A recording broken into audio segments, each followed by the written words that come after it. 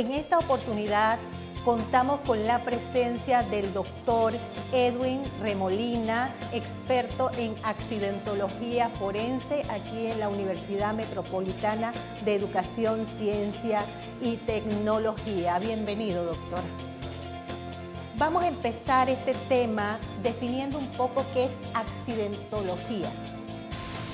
Bueno, la accidentología es una de las disciplinas que se encargan del estudio de los accidentes de tránsito terrestre para definir cómo y por qué se presentan los hechos, teniendo en cuenta que un accidente de tránsito es un evento generalmente involuntario en el que interviene al menos un vehículo en movimiento y como resultado se presentan daños, lesiones o muertes, y es una definición que se obtiene también del reglamento vehicular de tránsito en el decreto 640, donde también nos define qué es un vehículo, que es un aparato montado sobre ruedas, y tenemos algunas definiciones de tipos de vehículos, como vehículos a motor, vehículos de impulsión humana, vehículos de impulsión animal.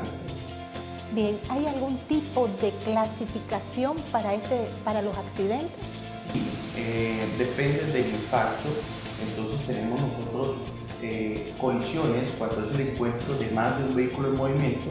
Tenemos los atropellos, que es el encuentro de un vehículo en movimiento con un peatón.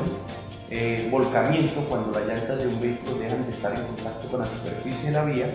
Tenemos el choque con objeto fijo, que es el encuentro de un vehículo en movimiento contra un poste, un muro o incluso otro vehículo, pero que esté totalmente estacionado. Caída de ocupante y el incendio. Además de los accidentes viales, en este caso, ¿hay otro tipo de clasificación? Por ejemplo, accidentes marítimos, aéreos. Sí, efectivamente tenemos otros modos de transporte, los llamaríamos modos de transporte, pero precisamente la accidentología vial se dedica al análisis de los accidentes de tránsito terrestre. Bien, ¿cuál ha sido su experiencia en este campo en Colombia? Bueno, prácticamente inicié la investigación de los accidentes de tránsito desde el año 1997.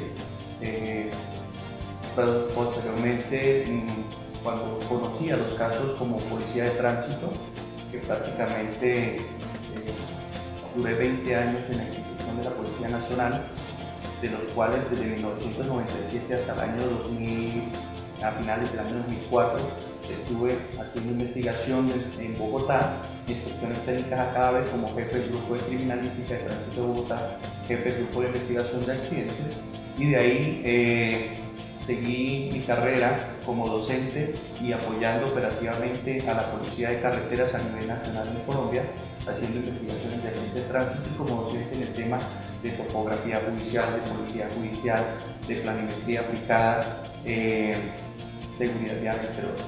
¿Cómo es el protocolo? ¿Cómo se lleva a cabo esta investigación? ¿O cómo ustedes levantan el informe? ¿Cuál es el procedimiento correcto de hacerlo? Bueno, primero, como lo decimos en la definición, que es un accidente de tránsito, un evento generalmente involuntario en el que interviene al menos un vehículo en movimiento. Aquí es importante tener en cuenta la palabra accidente, que es involuntario, pero hay otros casos que no lo son. Se utiliza el vehículo como un medio para generar unos daños, obviamente premeditado, ¿no? Entonces, obviamente premeditado, con la intención de generar daños, de generar lesiones, ¿sí? Aquí ya tendríamos que dentro de la investigación definir que eso no fue involuntario, que es ajeno, ya no sería accidente de tránsito. Pues cuando el accidente es involuntario, hay que definir que hay que tener en cuenta que hay unos elementos, unos factores que generan este accidente, y dentro de esto está el elemento humano, la vía, el vehículo, dentro de unas condiciones ambientales. Entonces tenemos tres factores que debemos analizar en el lugar de los hechos cuando se presenta el accidente.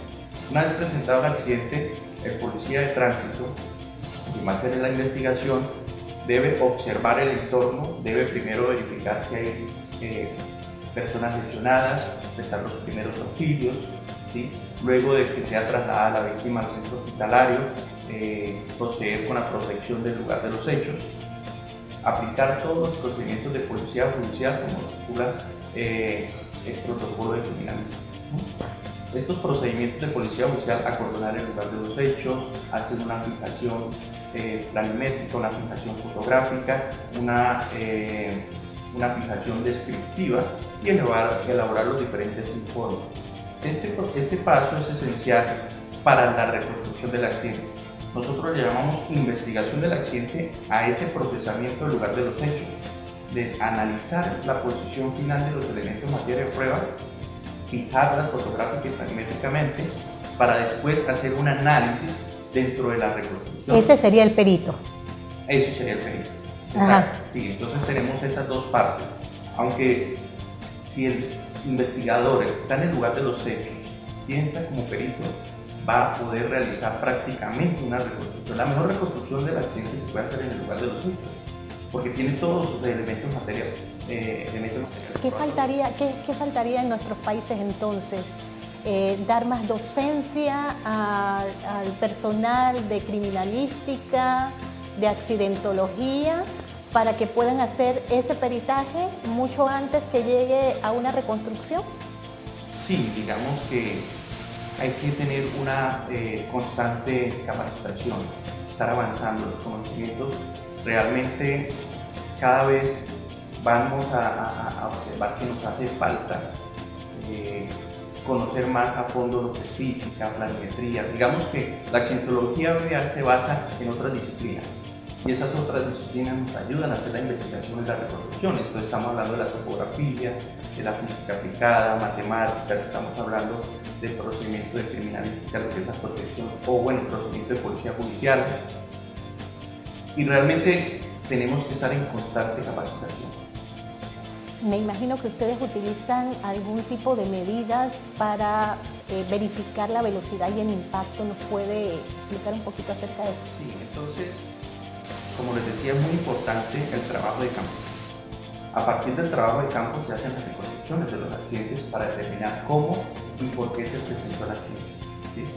El cómo es el análisis cinemático del movimiento de las manos, y el por qué son las causas que dieron origen al accidente de tránsito. Esto es lo que vamos a demostrarle al juez, precisamente para que él tome decisiones en las responsabilidades. Pero siempre la base fundamental es la investigación en el lugar de los hechos, esa recolección, esa fijación de los elementos materia de prueba, que tiene que estar muy coordinado el que toma fotografías con el que hace la planimetría. A partir de esas mediciones, esas fijaciones, es que se pueden obtener datos de cuál es la distancia recorrida desde el punto de impacto por los vehículos después del impacto, ¿sí? Con esas posiciones finales podemos analizar los ángulos de proyección después del impacto, antes del impacto. Podemos aplicar ciertos modelos físicos a partir de esa información, donde tenemos, ya sea con huellas de frenado o sin huellas de frenado, ¿sí? Tenemos un punto de impacto esencial, ubicar el punto de impacto en el área, en el lugar de los hechos. Y con esas posiciones, esas distancias recorridas, podemos utilizar, por ejemplo, el modelo de conservación de cantidad de movimiento, donde nos permite definir la velocidad momentos antes del impacto para esos vehículos. Hallando las velocidades no es hallar la causa del accidente. Realmente lo que nos va a permitir es definir qué velocidad llevaban los vehículos, con qué velocidad impactaron y qué recorrido realizaron por su impacto. Y luego analizar las trayectorias pre-impacto para después analizar si el accidente era o no evitable. Y si era evitable, precisamente cuáles son las acciones del factor humano que debió tomar para poder disminuir la gravedad del accidente o no generar el accidente. O sea que lo más importante aquí sería tomar esas mediciones correctamente, hacer esos planteamientos de física, de matemática, para luego entonces deducir qué pudo causar el accidente. Bien, ¿ha variado la técnica para el peritaje en los últimos años? ¿En qué ha variado? Prácticamente en las herramientas que se utilizan para hacer ¿Nos puede hablar un poquito? Entonces, al principio, digamos, siempre se ha trabajado con cinta métrica en el lugar de los hechos, hacemos la investigación con cinta métrica, fijamos planimétricamente y la fotografía. Luego de eso hacíamos el análisis matemático, físico de la evolución del accidente, de cómo se presentó el accidente, el antes, el durante, el después, y lo plasmábamos en un plano anteriormente en un papel pergamino, o lo hacíamos, después evolucionábamos a AutoCAD, donde hacíamos la secuencia del accidente. Hoy en día ya no necesitamos, o bueno, no se utiliza tanto la cinta métrica, se utiliza el distanciómetro láser, equipos de topografía, como la estación total, el escáner topográfico, en cualquier lugar. Eso te permite recrear en un computador, ¿verdad? Eso me permite primero fijar los elementos de materia de prueba en el menor tiempo posible, con gran precisión, ¿sí? Y en el menor tiempo posible. Y todo esto lo llevamos luego a un software que nos va a permitir observar, depende de los elementos que utilicemos. Si usamos un escáner que nos puede sacar todo el lugar de los hechos en 3.5 minutos a 5 minutos, dependiendo de la cantidad de puntos que vaya a fijar, lo podemos recrear en tercera dimensión, con toda la textura posible y los colores que obviamente tienen cada elemento de materia de prueba a partir de unas fotografías que registra. Si usamos estación total, pues ya es la fijación que hace el planimetrista o el topógrafo, empieza a fijar cada punto que él crea conveniente para poder reconstruir eso posteriormente en un software. Software está el software que se utiliza por el equipo de topografía, el equipo de escáner, para observar toda la cantidad de puntos y recrearlo en tercera dimensión.